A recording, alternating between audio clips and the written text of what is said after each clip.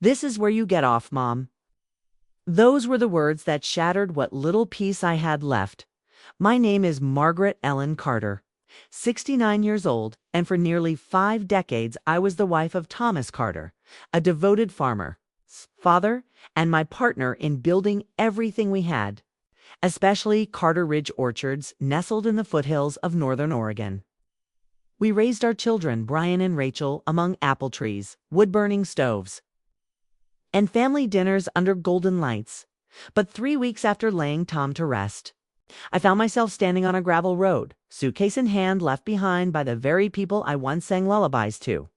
Brian, now a finance executive in Seattle, and Rachel, a self-proclaimed wellness coach living off our savings, had flown in for the funeral. But it wasn't grief they carried. It was paperwork. They said the farm was too much for me now. They showed me a new will, typed, suspiciously signed, and not by our longtime attorney. They said a developer had offered millions, and it was time to move on. But what they didn't know was that I held something far stronger than bitterness, a deed, a hidden 20-acre parcel in my name with the only water rights on the land. Without it, no sale could go through. And as I walked alone down that dusty road, I realized I wasn't being discarded. I was being reborn. And I still had a story too. WRITE, I always believed that grief would bring us closer. That when Thomas died, our children would return, not just physically, but emotionally. I imagined us around the old kitchen table, telling stories, remembering the man who built this life with me, but I was wrong. My name is Margaret Ellen Carter. And for 47 years, I was the quiet heart of Carter Ridge Orchards, an organic apple farm tucked deep in the Oregon countryside. My husband, Thomas, was the backbone of it all. And for nearly 5 decades, I pruned trees with frostbitten fingers, baked pies for fundraisers, handled the books, drove the tractor when needed. We were never rich in dollars, but we were wealthy in purpose. Then pancreatic cancer took him. Slowly, painfully. He made me promise not to tell the kids until the end. Let them live free of worry, he said, his voice thick with morphine. Our children, Brian and Rachel, had long drifted from the life we built. Brian's world revolved around high-rises in Seattle, spreadsheets, and deals. Rachel bounced from one health startup to another, each failing more glamorously than the last funded, of course. By her father's quiet generosity, they came back for the funeral looking more like lawyers than grieving children. Suits, briefcases, rushed hugs. The morning after, I offered to go through Tom's things together. A small gesture, a widow's way of holding on. But they had other plans. Brian, coffee in hand, calmly said, "We need to settle things, Mom. The house, the orchard. You can't manage this alone anymore." Rachel chimed in with practiced warmth. "We've found a beautiful retirement community, Sunnyview Place, activities, people your age. You'd love it." They slid a folder across the table, papers bearing Tom's signature, clean and perfect. To perfect. He hadn't written like that in months. Dad wanted Brian and me to take over, Rachel said. "There's a developer offering $7 million. Everyone wins." But not everyone. I asked for the will. They hesitated. I didn't push. I simply went upstairs, packed my medication, grabbed a few photos, and something else hidden behind the old bathroom cabinet. In a box Tom installed decades ago, when he feared break-ins, was the original deed to a 20-acre tract of land. In my name. Land we purchased before we married. Land with the only natural water source on the entire orchard. Without it, there's no irrigation. Without irrigation, there's no orchard. And without the orchard, there's no $7 million deal. The next morning, they packed a suitcase. For me, said they'd drive me to check out SUNNYVIEW. But 20 minutes into the drive, Brian pulled off onto a dusty back road and said flatly, "This is where you get off, Mom." He opened the door as casually as if announcing the weather. Rachel looked shocked, but said nothing. They left me there, standing alone on gravel, the wind tugging at my coat. But I wasn't lost.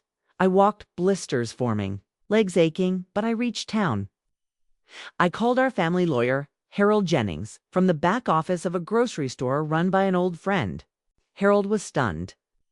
"That will they presented, it doesn't match what Tom and I filed last year," he said. "And what you have?" "That deed? That's gold." By noon the next day, Harold had filed an emergency injunction to freeze the sale. The developers backed away quickly. Nobody wants a lawsuit over faulty water rights. And suddenly, Brian and Rachel were texting, calling, but there were no apologies. Just panic. I didn't answer. Weeks passed. I didn't go back to the farmhouse. I moved into a small apartment above the bakery on Main Street. I taught quilting on Wednesdays, gave organic gardening classes at the library. I donated the water rights to a local cooperative for young farmers so the orchard would live on, even if I no longer lived there. Brian and Rachel's plans crumbled. Their reputations in their cities took a hit. But I didn't need revenge. I needed peace. And I got it. They thought they could write me out. But they forgot before I was a wife, a mother, or a widow. I was Margaret Ellen Carter. And I don't break that easily. Asterisk, the air smelled different that morning, to crisp, to clean. Not the warm cinnamon-sweet scent of my husband Thomas's coffee brewing in the kitchen. But something sharper. Foreign, imported roast, I realized. Brian's blend. It was a small detail, but it signaled everything. I came downstairs to find my children waiting, coats on, luggage packed, but the suitcase wasn't mine. "We thought we could take a quick drive to Sunnyview today," Rachel said, her tone syrupy-sweet. "Just to look. You don't have to decide yet." I didn't respond. Just reached for a mug and poured the bitter brew into my favorite chipped cup. I sat quietly, trying not to let my hand shake, not from age, but from betrayal. I'd buried my husband only days earlier, and now our children were ready to bury the rest of our life together. Brian, impatient, checked his watch. "Mom, the paperwork is done. We close with the developer next week." I stared at him. "I've lived here for nearly 50 years. This is my home. It's all of ours," he said flatly. "Dad left it to us. It's time you let go." They spoke in legal terms now. Estate, property, transfer. Not once did they say home. Not once did they mention love, or memory, or the hands that had built everything they stood to inherit. I excused myself, citing medication, but upstairs I didn't just gather pills. I gathered power, hidden behind the mirror in the bathroom in a fireproof box. Installed during Reagan's first term was a deed. 20 acres, in my maiden name, bought with Thomas before we even said I do. That land had the only natural spring on the property, the orchard's beating heart. Without it, there would be no irrigation. Without irrigation, no apples. Number: orchard, no $7 million deal. I came back downstairs with my secrets tucked into my purse. "Ready?" Brian asked. "Sure," I said, letting Rachel take my arm. I let them believe I was defeated. They didn't take me to Sunnyview. They drove me 40 minutes out, past county lines and through empty fields until Brian pulled onto a gravel road and stopped the car. "This is where you get off," he said, like it was nothing. Rachel looked horrified, but said nothing. They left me there, an old woman with a suitcase they had packed, a half bottle of pills, and the clothes on my back. But I wasn't afraid. I walked 2 hours later. With blistered feet and a fire in my chest, I reached Miller's Gas and Grocery. The owner, Ray, had known me for decades. He took one look at me and offered water, warmth, and what I needed most, a phone. I called Harold Jennings, our family attorney for over 30 years. "There was a will reading," he said, surprised. "But the documents Brian submitted, they didn't match our last update." I had my suspicions. I met Harold that afternoon and placed the deed in his hands. "This is everything," he whispered. "They can't touch the orchard without this land." He filed an injunction within 24 hours. The developer panicked. Their lawyers called. The deal stalled. Brian and Rachel They texted, pleaded, no apologies. Fear that the money was slipping through their fingers. I didn't respond. Instead, I rented a quiet apartment above Hazelbrook's old bakery. I taught quilting again, shared organic gardening techniques with local teens, and I donated the water rights to the community cooperative, ensuring the land would stay in the hands of those who cherished it. The farmhouse stayed empty, but the orchard stood tall, and so did I. They tried to erase me, thought my silence was weakness, but they forgot before I was their mother. I was Margaret Ellen Carter, a woman who knew soil and seasons better than spreadsheets, a woman who knew when to fight, not with noise but with quiet certainty. They left me behind, but I moved forward, and the legacy, it stayed rooted. By the time I reached the edge of Hazelbrook, my feet were raw and my throat dry, but my heart was clear for the first time in years. They thought they had left me with nothing, just a suitcase packed with bland clothes and expired medication. But I carried with me the most valuable piece of that orchard, the truth, wrapped in a worn leather folder tucked deep in my purse. Ray Miller, the grocer, spotted me first. "Mrs. Carter," he called out, brow furrowed. "You okay?" Just catching my breath, I said, settling onto the bench outside his little store. His kindness nearly shattered me, but I held it together. There wasn't time for tears. I had work to do. I asked to use his phone and called Harold Jennings, our family attorney. He answered on the first ring. "Naomi?" he asked, surprised. "I need your help," I said, voice firm. An hour later, I stepped into his office, the same creaky Victorian building where Thomas and I had signed our first mortgage papers decades ago. I laid the original deed on his desk, 20 acres of orchard land with exclusive water rights. It's purchased in my maiden name before I married. He examined it with reverence, then looked at me, his voice low but charged. "This is leverage." What my children hadn't realized in their rush to sell the land and dump me into a retirement home was that no development could proceed without those water rights.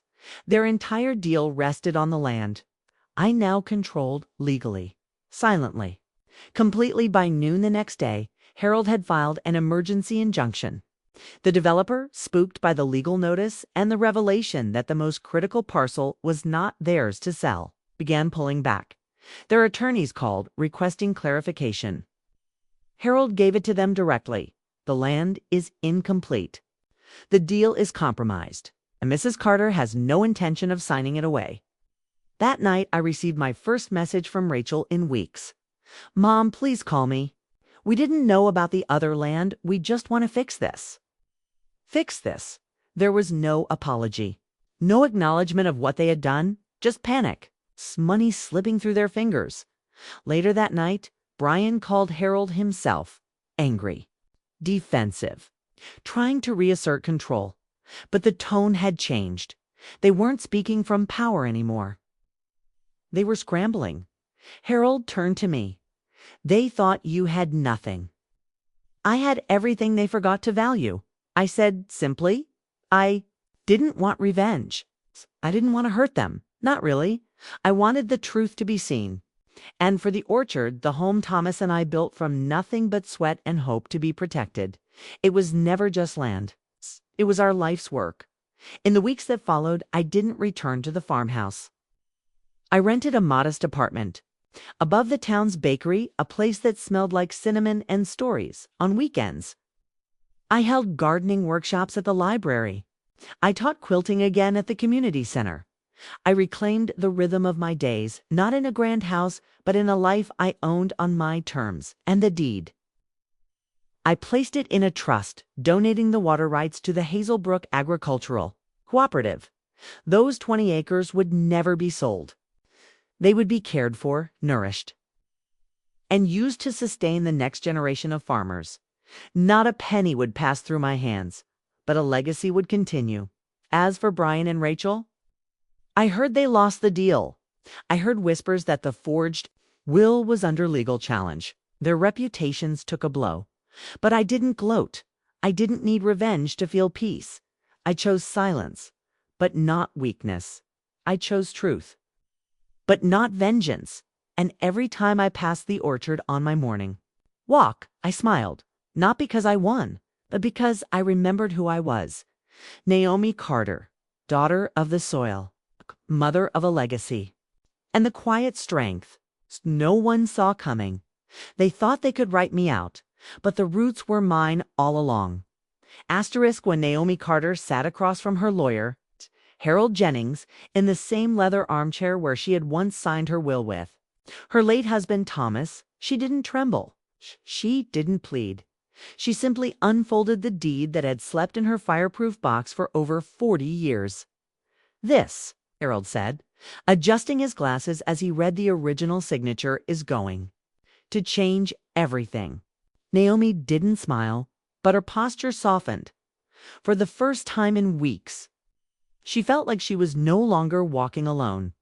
That 20-acre parcel of land purchased in her maiden name before marriage, complete with its own water rights, was not just legally binding, it was irreplaceable. It was the only natural water source for the entire orchard. No irrigation meant no apples, no harvest, no seven-figure development deal. Harold acted fast.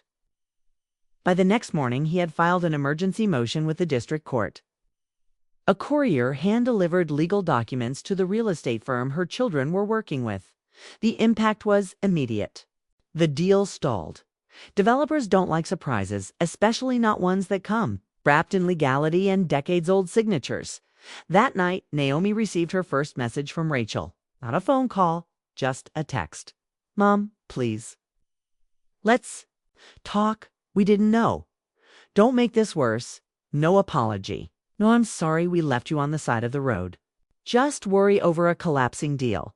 Harold fielded angry calls from Brian, who tried to bully his way back into control. But Harold was unshakable. "Your mother holds the legal rights to that parcel. Any further correspondence will go through this office." "They're panicking," Harold told Naomi as they sat in his small-town law office, looking out at the spring rain. "They didn't plan for you to have anything left." Naomi turned toward the window, watching water streak down the glass-like branches in the orchard after a storm. "I had everything they forgot to see," she said softly. Weeks passed, but Naomi didn't go back to the old farmhouse. Well, that house now carried too many ghosts. Instead, she moved into a small walk up above, the local bakery on Main Street. The apartment smelled like cinnamon rolls in the morning, and fresh coffee by noon. It was enough. It was hers. She began teaching again. Wednesday quilting nights at the community center. Gardening workshops at the library on Saturdays.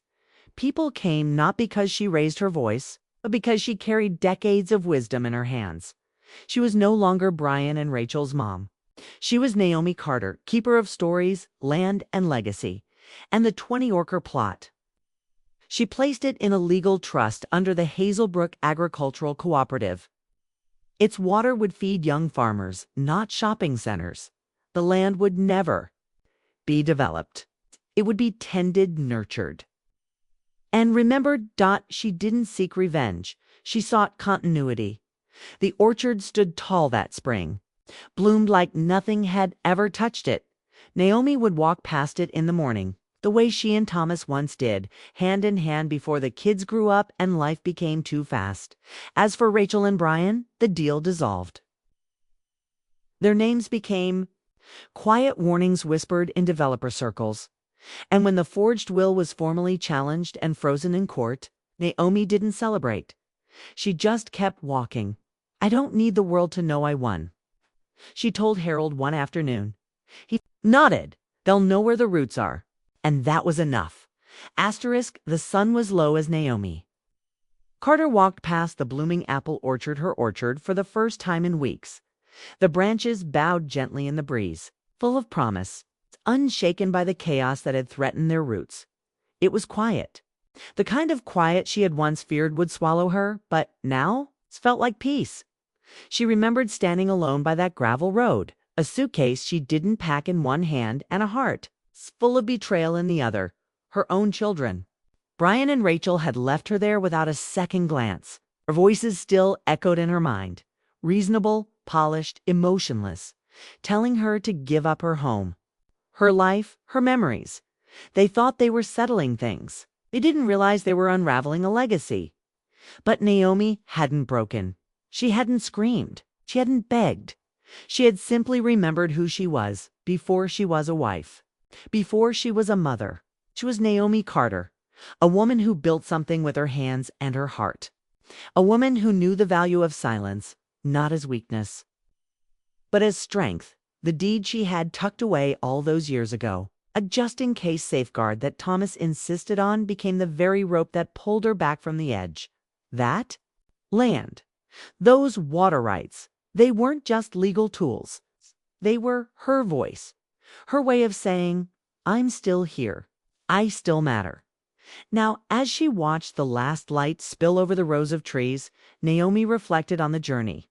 Not just the legal battle or the betrayal, but the deeper realization that had taken root within her. Love does not mean blind loyalty. And motherhood does not mean endless tolerance for cruelty. Brian and Rachel hadn't just underestimated her. They had forgotten her humanity. They saw her as an obstacle, a signature, a liability to be removed. But Naomi never needed to raise her voice to reclaim her dignity. Her quiet refusal had spoken, louder than any outburst. And people listened. The town of Hazelbrook rallied behind her. Farmers dropped by with extra tools. Teenagers came to her gardening workshops with notebooks full of questions. The local paper even ran a story titled The Woman Who Saved the Orchard. But Naomi didn't do it for praise. She did it because it was right. Because someone had to remember what the land meant. Because someone had to protect it when everyone else saw dollar signs. Instead of blossoms, she didn't return to the old farmhouse. That life was a chapter, beautiful but closed. Instead, she planted new roots. Her tiny apartment above the bakery had a small balcony, just big enough for a rocking chair and a few pots of herbs. And every morning, with a cup of coffee in hand, she would sit quietly and breathe. She was no longer the quiet woman in the background. She was the voice people leaned in to hear, not because she was loud, because her story echoed with truth. And to anyone who's ever been cast aside, underestimated, or told this is where you get off, Naomi had one message: walk, if you must, but don't leave your worth behind, because dignity doesn't live in titles, or property, or even family names. It lives in the quiet courage to stand when you're expected to kneel. To speak, even when your voice shakes. 2. Remember that your story doesn't end when someone else tries to close the book, Naomi. Carter's life didn't end on that roadside. It truly began there.